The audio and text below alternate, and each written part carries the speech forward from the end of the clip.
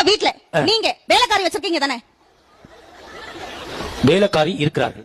அதான் நான் கேட்டேன். எங்க ஒரு பக்கம் வச்சிருக்கிறதுனா வேற. ஓ, உங்க வீட்ல வேலைக்காரி இருக்கிறார்களா? இருக்கிறார்கள். மாதம் எவ்வளவு சம்பளம் தரீங்க? மாசமானா 12,000. என்னது? ஒரு மாசம் ஆனா 12,000. மாதம் எவ்வளவு சம்பளம் தரீங்க? மாதம் 12,000. ஒரு வருஷத்துக்கு எவ்வளவு சம்பளம் தரீங்க? 12 × 12 299. நீ டீக்கடை பாக்கி வச்சதெல்லாம் இங்க சொல்லி இருக்காது.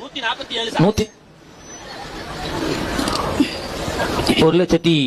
1,40,40 இது பணம் கொடுக்கிறேன். நான் கேக்குறேன், ஒரு வருஷத்துக்கு 1,44,000 ரூபாய் தரீங்க.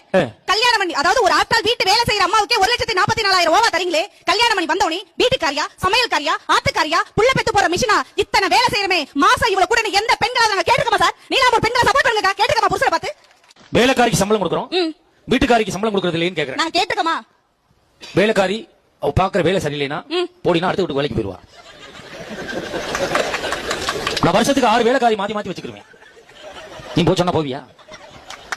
இல்ல மாத்தி வச்சுக்கிற முடியுமா சார்? உன்னை எவன் எங்கே சேர்ப்பான் சார்? உங்க அப்பனே எங்க அனுப்பிட்டான் சார்? எங்க இரு, கேட்ட கேள்விக்கு பதில் சொல்லி ஆகணும். வேலைக்காரி நீ ஒண்ணா? வேலைக்காரி நாங்களும் ஒண்ணுன்னு சொல்லல. அப்புறம் என்ன அவ சம்பளம் கேட்கல, கேட்கல என்ன அர்த்தம்? அதை தாண்டி வேலை செய்யறமே கேக்குறமான்னு கேட்டேன். அதான் கேக்குறேன். நீங்க கேக்குறீங்க.